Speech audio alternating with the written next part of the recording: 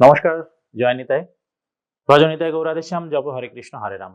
আমাদেরকে অনেকে জানিয়েছেন background music, AI, animation, VFX এসবের সাহায্যে আমাদের পরিবেশনা আরো বেশি ড্রামাটিক এবং সাসপেন্সপূর্ণ করা যায় কিনা।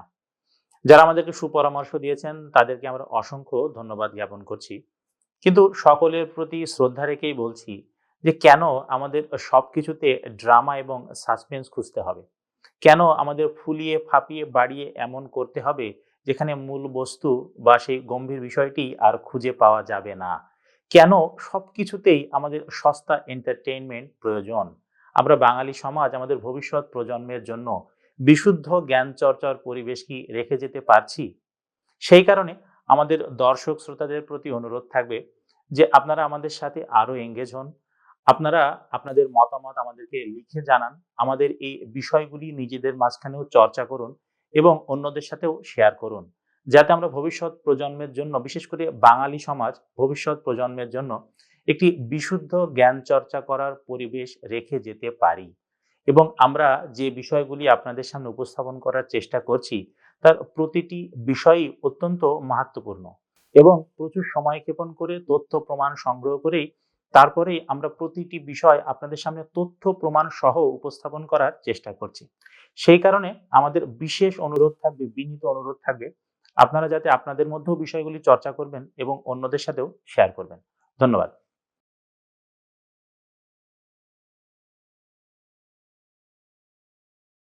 গত পর্বে আমরা ভগবান শিব ঠাকুর এবং আদি শঙ্করাচার্যের মধ্যে ঘটে যাওয়া অত্যন্ত বিখ্যাত একটি ঘটনার উল্লেখ করেছিলাম এবং তার সাথে হিন্দু সমাজের এই বর্ণ ব্যবস্থার কি সম্পর্ক এবং কিভাবে সেই বর্ণ ব্যবস্থা ধীরে ধীরে কলুষিত হয়েছে সে বিষয়টিও আপনাদের উল্লেখ করেছিলাম। তারই ধারাবাহিকতায় এই পর্বে আমরা মহর্ষি বাল্মীকি রচিত রামায়ণ থেকে আপনাদের এই বর্ণ ব্যবস্থা সম্পর্কে জানাবো। সে সময় অর্থাৎ ত্রেতা যুগে যখন ভগবান রামচন্দ্র ছিলেন তখনকার সমাজ ব্যবস্থা বা বর্ণ ব্যবস্থা কেমন ছিল, এই পর্বে তথ্য প্রমাণ সহকারে আমরা আপনাদেরকে সেটিও জানিয়ে দেব। বর্ণ ব্যবস্থায় যাওয়ার পূর্বে একটি ছোট্ট ঘটনা আপনাদেরকে আমি জানাবো। সেটি হলো এই, যদিও তখন রাজতন্ত্র ছিল, যদিও সব জায়গায় তখন রাজার মতই প্রাধান্য পেত, তারপরেও ভগবান রামচন্দ্রের যখন অভিষেক হয়, অর্থাৎ দশরথ যখন ঘোষণা করলেন যে ভগবান রামচন্দ্রের যুবরাজ হিসেবে অভিষেক হবে, একটি অত্যন্ত গুরুত্বপূর্ণ বিষয় হলো এই ঘোষণা করার পূর্বে মহারাজ দশরথ তখন সেই সময়কার সকল জ্ঞানী গুণী নাগরিকদের ডেকে পাঠালেন। সেই জ্ঞানী গুণী নাগরিকদের সাথে আলোচনা করলেন। সেই জ্ঞানী গুণী নাগরিকদের তার মতামত জানালেন এবং তাদের মতামত জিজ্ঞাসা করলেন। রামচন্দ্রের চরিত্র নিয়ে সে সময় মহারাজ দশরথ এবং তার প্রজারা, বিশিষ্ট নাগরিকেরা বিশেষভাবে বিশ্লেষণ করলেন এবং মহারাজ দশরথ এমনকি রামচন্দ্রের চরিত্র নিয়ে সন্দেহ প্রকাশ করলেন যে রামচন্দ্র সঠিকভাবে রাজ্য পরিচালনা করতে পারবে কিনা। কিন্তু এই সমস্ত বিশিষ্ট নাগরিকরা যারা এসেছিল বিভিন্ন বর্ণ থেকে, তারা সকলেই মহারাজ দশরথকে জানালেন যে না, তাদের রামচন্দ্রের প্রতি আস্থা এবং বিশ্বাস আছে এবং রামচন্দ্র রাজা হলে তারা খুবই খুশি হবেন। তারপরেই সেই সমস্ত নাগরিকদের মত নেওয়ার পরেই কেবল মহারাজ দশরথ ভগবান রামচন্দ্রকে যুবরাজ পদে অভিষিক্ত করার জন্য ঘোষণা দিলেন। এই বিষয়টি বুঝিয়ে দেয় যে রাজতন্ত্র থাকা সত্ত্বেও তখনকার রাজারা কিরকম গুরুত্ব দিতেন প্রজাদের বা জ্ঞানীগুণীদের মতামতের। এবার আমরা আসি তখনকার দিনের বর্ণ ব্যবস্থা বা সমাজ ব্যবস্থা কেমন ছিল তার উপর। একটি কথা আমরা প্রায় শুনি যে পরম ব্রহ্ম বা পরম পুরুষ তার মুখ থেকে নাকি ব্রাহ্মণদের জন্ম, বাহু থেকে নাকি ক্ষত্রিয়দের জন্ম, উরু থেকে বৈশ্যদের এবং পদ থেকে নাকি শূদ্রদের জন্ম। এই বিষয়ে বেদে এবং মহর্ষি বাল্মীকি রচিত রামায়ণে কি বলা রয়েছে সে বিষয়টিও আমি আপনাদের এই অবসরে জানিয়ে দেব। আর ঋগ্বেদের দশম মণ্ডলে এই মন্ত্রটি লক্ষ্য করুন। ঋগ্বেদের দশম মণ্ডলের 90 নম্বর সূক্ত, যেটি পুরুষ সূক্ত নামেও বিখ্যাত। এই সূক্তের 12 নম্বর শ্লোক। ব্রাহ্মণহস্য মুখমাসিদ বাহু রাজন্যকৃত উরু তাদস্য যদ্বৈশ্য পদভ্যাং শূদ্র অজায়ত। অর্থাৎ এই শ্লোকেও আমরা দেখতে পাচ্ছি যে আমাদের প্রচলিত যে কথা, অর্থাৎ এর মুখ ব্রাহ্মণ হলো, দু বাহু রাজন্য হলো, যা উরু ছিল তা বৈশ্য হলো, দু চরণ হতে শূদ্র হলো। অর্থাৎ আমাদের ঋগ্বেদেও এই কথাকে সমর্থন করে বলা হচ্ছে। এবার আমরা মহর্ষি বাল্মীকি রচিত রামায়ণে এ বিষয়ে কি বলা রয়েছে সে বিষয়টিও আপনাদের সামনে উপস্থাপন করব। মহর্ষি বাল্মীকি রচিত রামায়ণের অরণ্যকাণ্ডের 14 সর্গ অর্থাৎ 14 নম্বর স্বর্গের 30 নম্বর শ্লোক।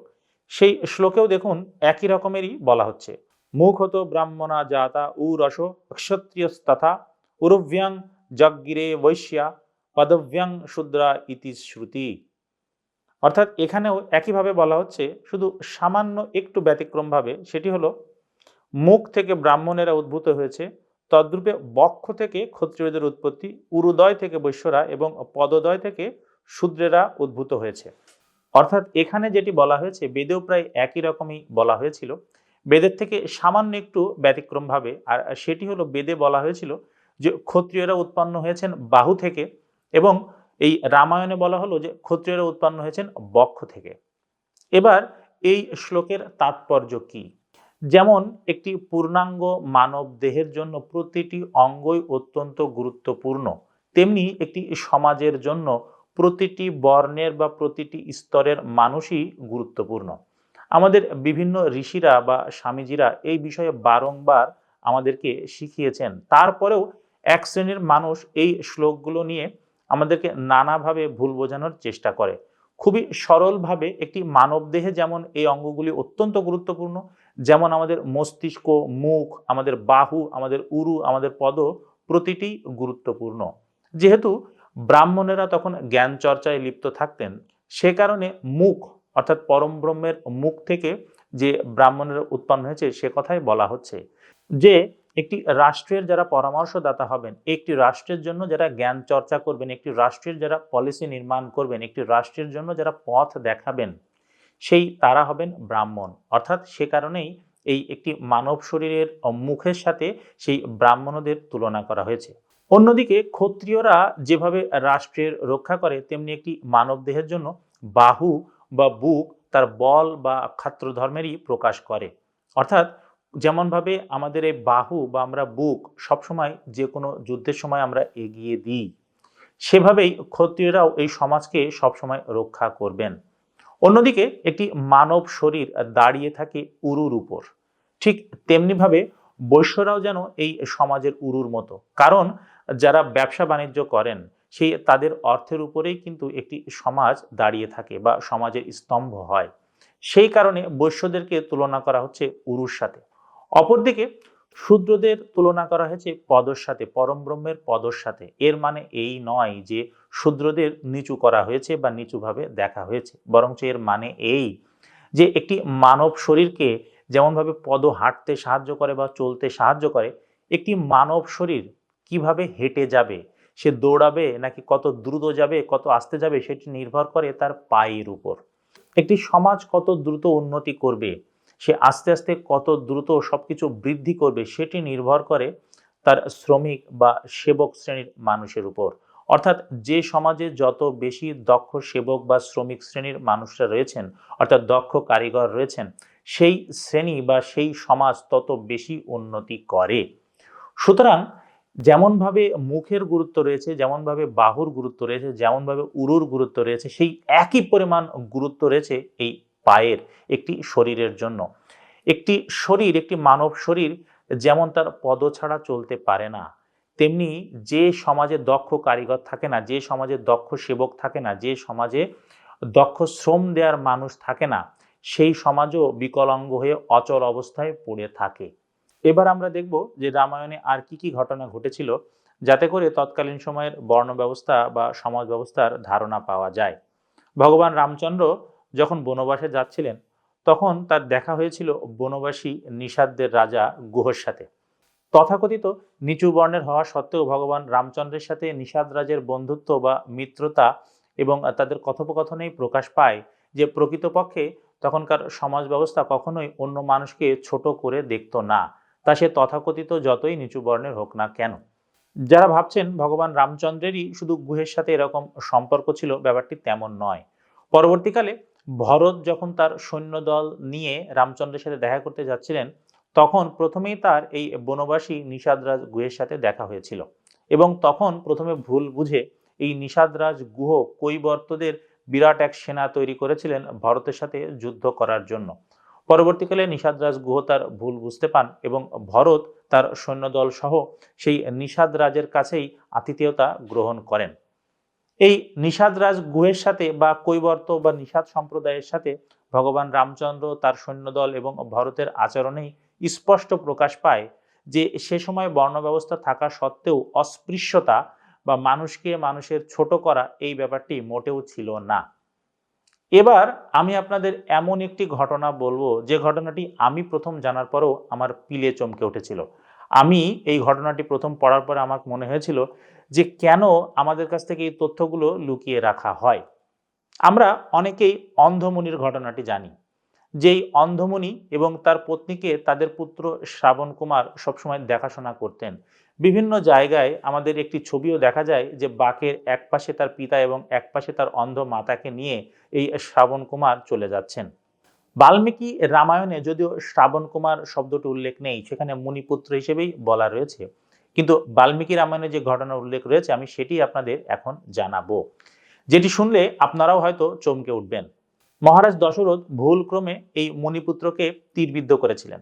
তারপর মহারাজ দশরথ ভুল বুঝতে পেরে যখন সেই মণিপুত্রের কাছে ছুটে যান, তখন সেই তীরবিদ্ধ মণিপুত্র জানালেন, মহারাজ আপনি ব্রহ্মহত্যার পাপে লিপ্ত হবেন না, কারণ আমি ব্রাহ্মণ নই। আমার পিতা অন্ধমুনি এবং আমার মাতাও অন্ধ। আমার পিতা বৈশ্য সম্প্রদায়ের এবং আমার মাতা শূদ্র সম্প্রদায়ের। আপনারা ঠিকই শুনছেন, এই অন্ধমুনি ছিলেন বৈশ্য সম্প্রদায়ের এবং তার স্ত্রী ছিল শূদ্র সম্প্রদায়ের, যেটি বাল্মীকি রামায়ণে খুব স্পষ্টভাবে লেখা রয়েছে। পরবর্তীকালে মহারাজ দশরথ যখন অন্ধমুনির আশ্রমে যান তার এই ভুলের প্রায়শ্চিত্ত করার জন্য, তখন অন্ধমুনিও সেই মহারাজ দশরথকে একই কথা বলেছিলেন যে আপনি ব্রহ্মহত্যার পাপ আপনার হবে না, কারণ আমি ব্রাহ্মণ নই, আমি বৈশ্য সম্প্রদায়ের, কিন্তু আপনি আমার পুত্রকে হত্যা করেছেন, সে কারণে আপনার অবশ্যই দণ্ড বা শাস্তি হবে। এই বিষয়টি প্রমাণ করে যে তখন এত বিখ্যাত একজন মুনি যার কথা আমরা সবসময় শুনে আসছি, অন্ধমুনি, সেই অন্ধমুনির গল্প আমাদের ছোটবেলা থেকে শেখানো হয়েছে। সেই অন্ধমুনি ছিলেন বৈশ্য সম্প্রদায়ের এবং তার স্ত্রী ছিলেন শূদ্র সম্প্রদায়ের। সুতরাং শুধু যে ব্রাহ্মণেরাই বা ক্ষত্রিয়রাই তখন সাধন করতে পারতেন বা মুনি ঋষি হতেন, সেই ব্যাপারটি একেবারেই ভুল। তখন অন্যান্য সম্প্রদায়ের যারা, তারাও সাধন পদ্ধতি মেনে তারাও মুনি ঋষি হতে পারতেন ভজন এবং সাধনের মাধ্যমে। এই অন্ধমুনি এবং এই শ্রাবণ কুমারের ঘটনাটি আমাদের তাই মনে করিয়ে দেয়। এবার আরেকটি ঘটনার উল্লেখ করেই আমরা এই পর্বের ইতি টানব। সেটি হলো ভগবান রামচন্দ্র যখন শবরীর আশ্রমে গিয়েছিলেন, সেই শবরীও ছিলেন তথাকথিত নিচু জাতের। বাল্মীকি রামায়ণে এই শবরীর ঘটনাও উল্লেখ করা রয়েছে। তথাকথিত নিচু জাতের হয়েও সেই শবরী কিভাবে মুনিদের সাথে বাস করতেন এবং সেই মুনিদের সেবা করতেন, সাধন ভজন করতেন এবং সেই সাধন ভজন করে কিভাবে তিনি দিব্যলোক প্রাপ্ত হন এবং সম্মানিত হন, সেই ঘটনাও মহর্ষি বাল্মীকি রচিত রামায়ণে লেখা রয়েছে। এ থেকেই বোঝা যাচ্ছে যে তখন বর্ণ ব্যবস্থা থাকলেও সেই বর্ণ ব্যবস্থা কখনোই অস্পৃশ্যতাকে বা মানুষকে মানুষের ছোট করাকে সমর্থন করেনি, বরঞ্চ প্রত্যেকে প্রত্যেকের বর্ণ অনুসারে যে কর্মে লিপ্ত হতেন সেই কর্ম অনুসারেই তারা ফল পেতেন, কিন্তু কখনোই মানুষে মানুষে ভেদাভেদ বা অন্যকে তুচ্ছ করার প্রয়াস ছিল না। অন্ধমুনি এবং তার পুত্র শ্রাবণ কুমারের ঘটনা, নিষাদরাজ গুহর ঘটনা এবং শবরীর ঘটনা, এই তিনটি ঘটনা আমাদেরকে মনে করিয়ে দেয় যে বাল্মীকি রচিত রামায়ণে কি বর্ণ ব্যবস্থা বা সমাজ ব্যবস্থা ছিল। তখন বর্ণ ব্যবস্থা থাকলেও অস্পৃশ্যতা বা মানুষকে মানুষকে ছোট করা বা ভেদাভেদ করার কোনো রকম কিছুই ছিল না। যেভাবে এই ঘটনাগুলি মহর্ষি বাল্মীকি রচিত রামায়ণে বর্ণিত হয়েছে, তাতে স্পষ্টই বোঝা যায় যে যে কোনো বর্ণের মানুষই তখন তার কর্মের দ্বারা সম্মানিত হতে পারতেন। এরকম ভাবে কোন কোন মুনি ঋষি তথাকথিত নিচু বর্ণে জন্মেও সাধন ভজন এবং তাদের কর্মের দ্বারা উঁচু বর্ণ প্রাপ্ত করেছিলেন বা মুনি ঋষি হয়েছিলেন বা ব্রাহ্মণ হয়েছিলেন, সেই বিষয়টি আমরা আগামী পর্বে আপনাদের জানাবো। এছাড়াও মহাভারতের এমন চমকপ্রদ কিছু তথ্য আমি আপনাদের সামনে উপস্থাপন করব, যেটি শুনলে আপনারা বুঝতে পারবেন যে কিভাবে এই মানুষে মানুষে ভেদাভেদ কৃত্রিমভাবে তৈরি করা হয়েছিল। আশা করি এই পর্বগুলি আপনারা মনোযোগ দিয়ে দেখলে বর্ণ ব্যবস্থা সম্পর্কে আপনারা একটি সুস্পষ্ট ধারণা পাবেন এবং এও বুঝতে পারবেন যে কিভাবে আমাদের বছরের পর বছর ধরে কৃত্রিমভাবে হিন্দু সম্প্রদায়ের মাঝখানে ভেদাভেদ তৈরি করে রাখা হয়েছিল। কোনো একটি গোষ্ঠী তাদের নিজেদের স্বার্থ সিদ্ধির উদ্দেশ্যে আমাদের কিভাবে ভুল বুঝিয়ে আমাদের মাঝখানে ভেদাভেদ তৈরি করে রেখেছিল, সে ব্যাপারটিও আপনারা বুঝতে পারবেন। ধন্যবাদ আমাদের সাথে থাকার জন্য। নমস্কার।